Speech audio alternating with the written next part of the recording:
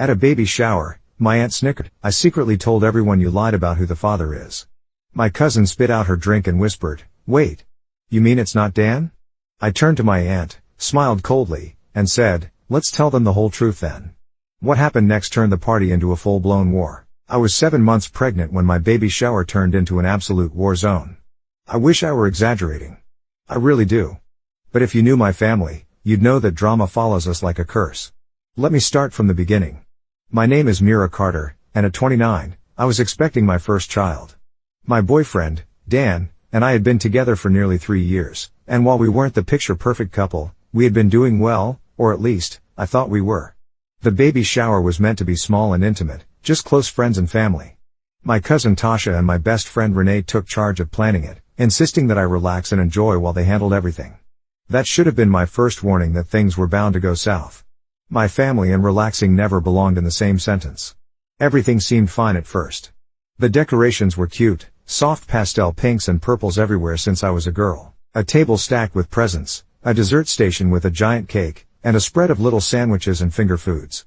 Everyone looked happy, chatting and laughing, but something felt off. You know when you walk into a room, and you just know people were talking about you before you got there? Yeah. That's exactly how it felt. A few stolen glances in my direction. Some hushed whispers that immediately died down when I came near. Even my mom looked weirdly tense. And then, as I was sitting on the couch, rubbing my swollen belly and laughing at one of Renee's ridiculous jokes, my Aunt Deborah struck the match that burned the whole thing to the ground.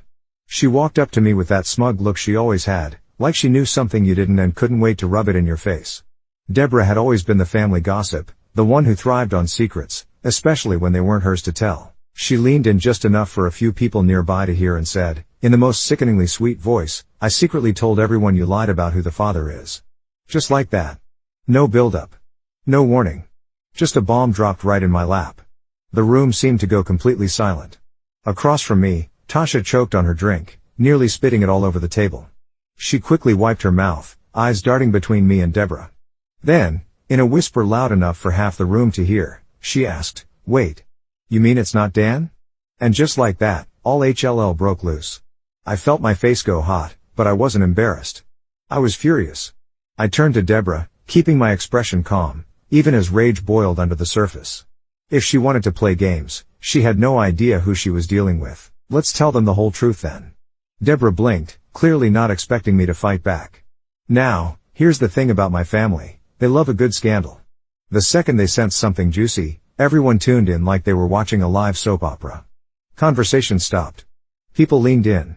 My mom looked like she was about to pass out. I pushed myself up from the couch, resting a hand on my belly. My heart was pounding, but my voice came out smooth and steady.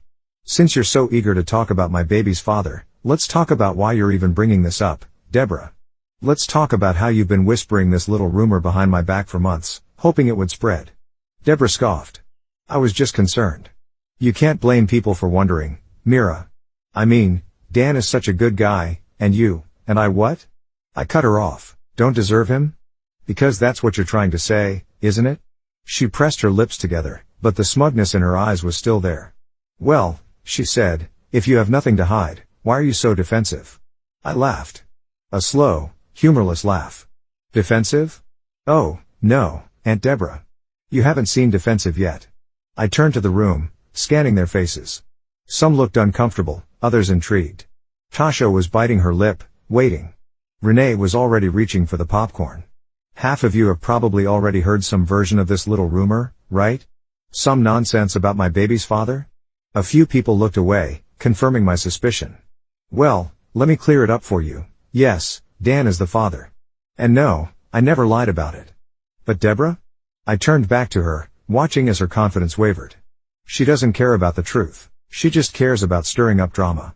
And if she can humiliate someone in the process, even better. Deborah opened her mouth to protest, but I wasn't done. You want to drag my name through the mud? Fine. But let's talk about your secrets, shall we? Since we're sharing today? The room went completely still. Deborah stiffened. How about we talk about the fact that your husband isn't actually your daughter's father? The reaction was immediate. Gasps. Stunned silence. My Uncle Greg, who had been quietly sipping his beer in the corner, suddenly sat up straighter. Deborah's face drained of all color. You don't know what you're talking about, she said, voice shaking. Oh, but I do. I crossed my arms. I know about the spa weekends in Dallas. I know how they always happened at the same time as your high school ex's business trips. And I know that Tasha doesn't look a damn thing like Greg. People started murmuring. Someone knocked over a plate, and a chunk of cake hit the floor. Greg's face turned a deep shade of red, and then, before anyone could stop him, he stood up so fast his chair scraped against the floor. Deborah, he said, his voice eerily calm, is this true? Deborah's eyes darted around, looking for a way out, looking for someone to defend her. But no one did. Not a single person. And that? That was the moment I knew I had won. At that point, the baby shower was over. People were yelling, Deborah was desperately trying to do damage control, and Greg? He walked out the door without another word. A month later, he filed for divorce. As for me? Dan and I welcomed our daughter into the world, and despite all the chaos, we were stronger than ever. Some people said I should have handled it differently. That I should have let it go. But you know what? Deborah wanted a scandal. She just wasn't ready for the one I gave her. After Greg stormed out, chaos erupted in the living room. A few of my aunts started whispering frantically, some tried to console Deborah, and others just stood there, too stunned to speak. My mother, looking absolutely mortified, grabbed my arm and hissed, Mira, what the HLL were you thinking? I shrugged, my heart still pounding. I was thinking that if Deborah wants to humiliate me, she should be ready to get humiliated right back. Deborah, still standing frozen in place, finally seemed to snap out of it. Her entire face was red, and she looked like she was ready to lunge at me. You little, Renee, bless her chaotic soul, stepped between us with her hands up.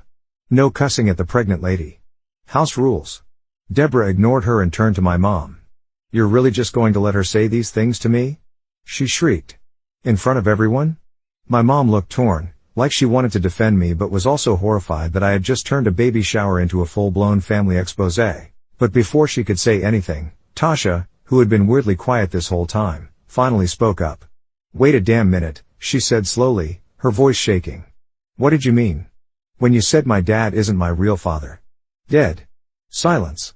Tasha's hands were gripping the edge of the table, her knuckles white. She looked like she had just been punched in the gut. I realized, too late, that in my anger at Deborah, I had completely forgotten that the person this truth would hurt the most wasn't her. It was her daughter. Tasha, baby, don't listen to her, Deborah said quickly, her voice all honey and desperation. She's just trying to get back at me. You know how Mira is. She's always been, shut up. I had never heard Tasha speak like that before. Her voice was sharp, ice cold. Deborah's mouth snapped shut. Tasha's eyes locked onto mine, pleading. Mira. Is it true? I swallowed, my anger cooling into something much heavier. I hadn't wanted to hurt her. But I wasn't going to lie to her, either. I'm sorry, Tasha, I said softly. But yeah. It's true. Her breathing hitched. How do you know? She whispered. I sighed. Because I saw the messages. Years ago. On Deborah's old phone. She had them saved. And that's enough. Deborah suddenly shouted, panic in her voice. Mira, you are out of line. Out of line? I snapped back.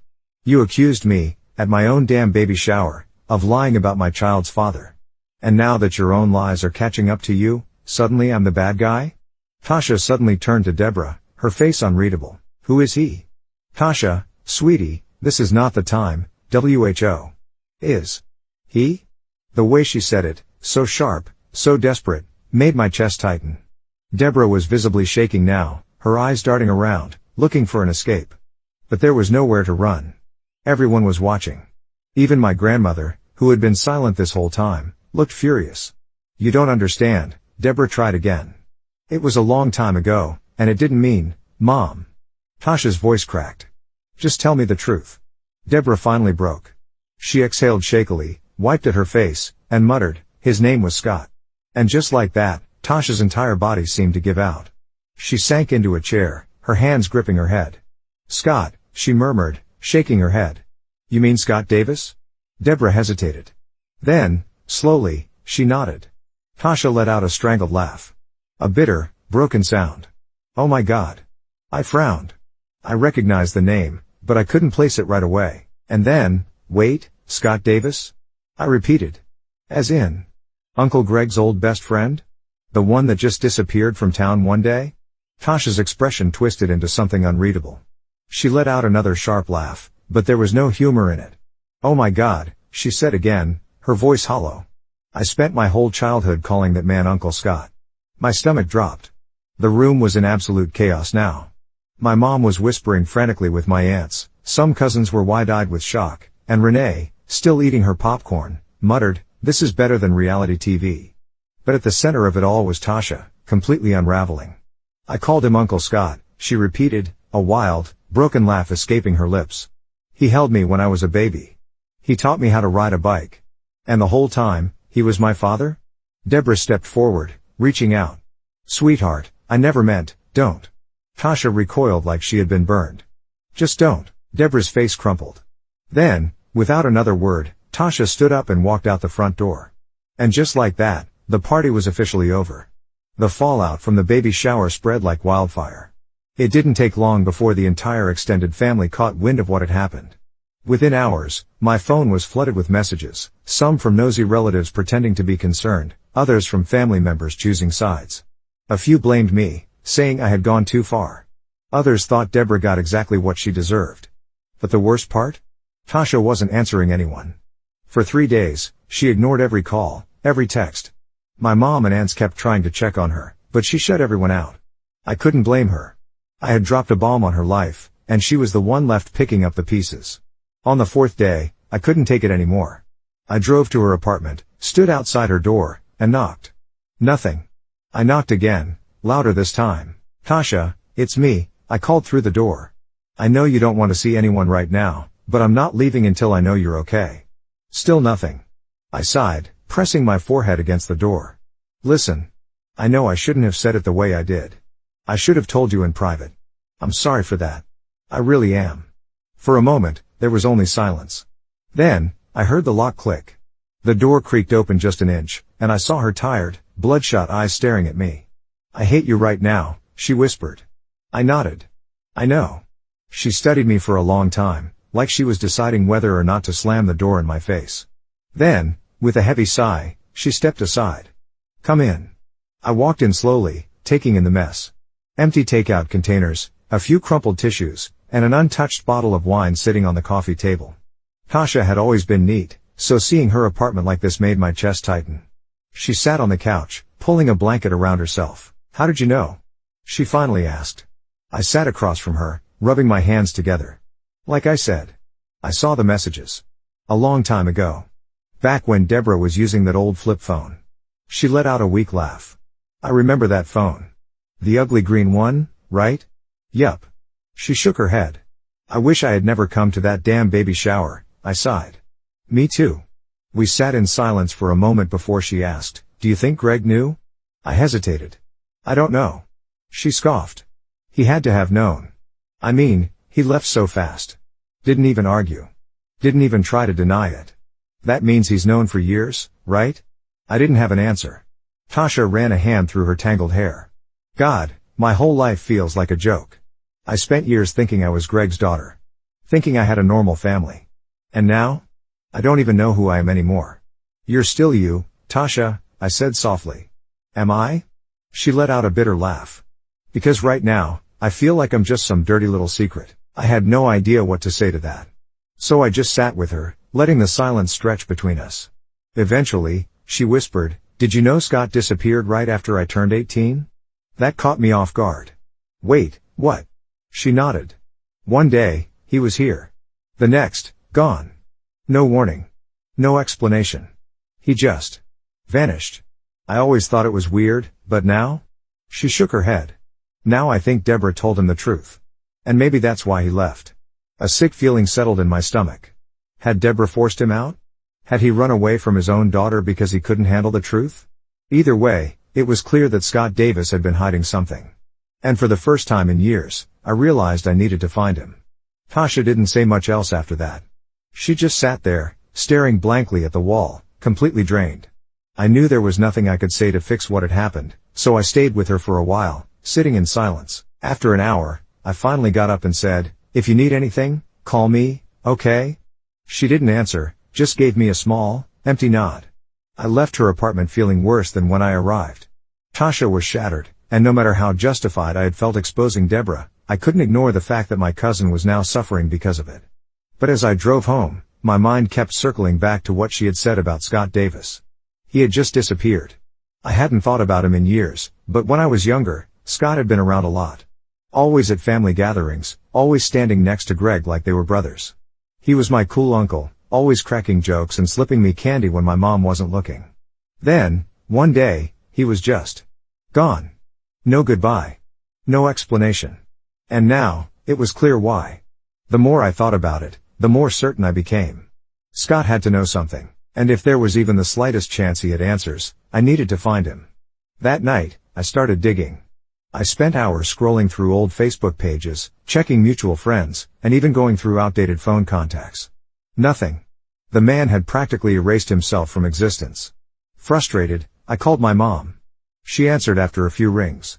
"Mira, I really don't want to talk about what happened at the shower, it's not about that," I cut her off. "I need to ask you something. About Scott." She went quiet for a second. "Scott? Why on earth are you asking about him?" "Because he's Tasha's real dad, and I think he knew it. And I think that's why he disappeared." My mom sighed heavily.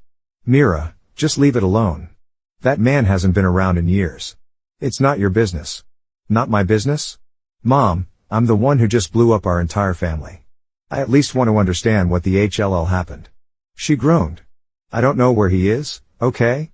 He left town ages ago. No one's heard from him since." "Yeah, well, I'm gonna find out why." "Mira, good night, Mom." I hung up before she could talk me out of it. Over the next few days, I kept digging. I asked old family friends if they had any idea where Scott had gone. Most of them just shrugged or gave vague, unhelpful answers. Then, finally, I got a lead. A friend of a friend mentioned that Scott had been spotted a few years ago in Austin, Texas. He had been working at a construction company under a different last name. That was enough for me. The next morning, I packed a bag, got in my car, and drove 3 hours straight to Austin. I didn't tell anyone where I was going. Not even Dan. I had no idea what I was expecting to find. But I knew one thing for sure, Scott Davis owed Tasha the truth. The drive to Austin felt longer than 3 hours. My mind raced the entire way. What if Scott refused to talk to me? What if I had driven all this way for nothing? What if he really had no idea about Tasha and had just left for completely unrelated reasons? But deep down, I didn't believe that. When someone vanishes without a trace, there's always a reason. I had to know what it was. Austin was buzzing with life when I arrived, people walking the streets, live music playing from restaurants, the smell of food carts filling the air. But I wasn't here to enjoy the city. I was here to track down a ghost. The construction company I had heard about was easy enough to find. It was a decent-sized operation, with several trucks parked outside and workers moving in and out of the site. I parked across the street, took a deep breath, and walked inside. A woman at the front desk looked up from her computer. "Can I help you?" "Yeah," I said, trying to sound casual. "I'm looking for a guy who used to work here, Scott Davis? But he might be using a different last name now." Her brow furrowed. "Scott Davis. That name doesn't ring a bell," I sighed, about to give up when an older man walking by suddenly stopped and turned toward me. "Did you say Scott Davis?" Hope flared in my chest. "Yeah. You know him?" The man scratched his beard, studying me. "I did. But he goes by Scott Turner now. Haven't seen him in a while. Think he retired last year." "What do you want with him?" I hesitated, then decided to be honest. "Family stuff. It's important." He nodded slowly, then grabbed a piece of paper and scribbled something down. "Last I heard, he was living in a trailer park just outside town. Here's the address. Might not be there anymore, but it's worth a shot." I took the paper, my heart racing. "Thank you." The trailer park was on the outskirts of the city, small, quiet, and tucked away behind a stretch of trees. It wasn't exactly run down, but it wasn't well kept either. I found the lot number I was looking for and parked. Taking a deep breath, I stepped out and walked to the door. Knock. Knock. Silence. I was about to knock again when the door creaked open. And there he was. Scott Davis, or Scott Turner, apparently. He looked older than I remembered, but not in a bad way. Just different. His hair was grayer, his face more lined, and there was something heavy in his eyes. "Can I help you?" he asked, frowning. I swallowed. "It's me, Scott. Mira." His eyes flickered with recognition. "Mira Carter?" "Yeah." A long pause. Then, "Why are you here?" I took a deep breath. "Because I know." His expression barely changed, but I saw the way his fingers tightened around the door. "Know what?" he asked carefully. "That Tasha is your daughter." For a second, I thought he might slam the door in my face. But instead, he let out a slow, shaky breath and muttered, "SHT." I crossed my arms. "So you did know?" He didn't deny it. Instead, he ran a hand through his graying hair and gestured for me to come inside. The trailer was simple, clean but lived in. A couch, a small kitchen, a TV that looked like it hadn't been used in a while. Scott sat down heavily, rubbing his face. "How did you find out?" he finally asked. "Deborah never could keep her mouth shut," I said dryly. He let out a bitter laugh. "Yeah. Sounds about right." I sat across from him. "Why did you leave, Scott?" he exhaled, staring at the floor. "Because she told me to." I stiffened. "What?" He looked up at me, his face etched with something that looked like both regret and anger. "Deborah came to me right after Tasha turned 18. She told me the truth, said she had kept it from me all these years to protect the family. And then she gave me an ultimatum." He let out a bitter chuckle. "She said if I ever told Tasha, she'd ruin my life. That Greg would kill me. That I would never see my daughter anyway. She told me to leave town. So I did." I stared at him, my stomach twisting. "So you just left?" I asked, my voice rising. He sighed. "Mira, I was a coward. I won't lie to you. I didn't know what to do. I had spent years thinking Greg was her real dad. Then suddenly, I find out she's mine? And the woman who kept that from me is telling me to disappear? I panicked. And I made the worst decision of my life." I shook my head, anger bubbling inside me. "Do you have any idea what Tasha is going through right now? She just found out her whole life was a lie. And you ran away. You let Deborah control you." His jaw tightened. "I know. And I regret it every damn day."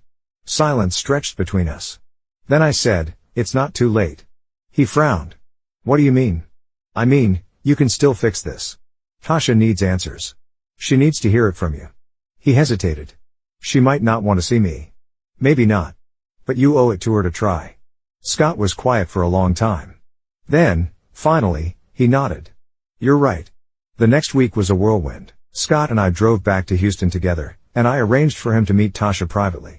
It was an emotional reunion. There were tears, anger, a lot of disbelief, but in the end, Tasha got the one thing she deserved, the truth. And then, just when I thought things couldn't get any better, we decided to give Deborah a taste of her own medicine. Tasha, Greg, and Scott all sat down with a lawyer. Deborah had been so sure she could manipulate everyone, but she had made one crucial mistake. Greg had never legally adopted Tasha. Which meant that if he wanted to, he could walk away without paying Deborah a dime in alimony, and that's exactly what he did. With Scott now acknowledging his paternity, Greg filed for divorce and cut Deborah off completely. No money, no support, nothing. She lost everything. Her husband. Her reputation. Her control over the truth. And for the first time in my life, I saw Deborah completely, utterly powerless. Was it cruel? Maybe a little. But after everything she had done, after all the lies, the manipulation, the way she tried to ruin my life for her own entertainment, it was justice. And damn, it felt good. الغنوة اللي جاية دي حضراتكم هقولوها معايا، يعني انتوا رغبتكم، بس انتوا اول ما هتسمعوها هتعرفوا. انما انا عايز اقول لكم هي كلمات مين؟ هي كلمات الدكتور مدحت العدل والحان خالد حماد وتوزيعه برضه. هنغنيها اول ما تسمعوا الدخول، هتغنوا معانا على طول.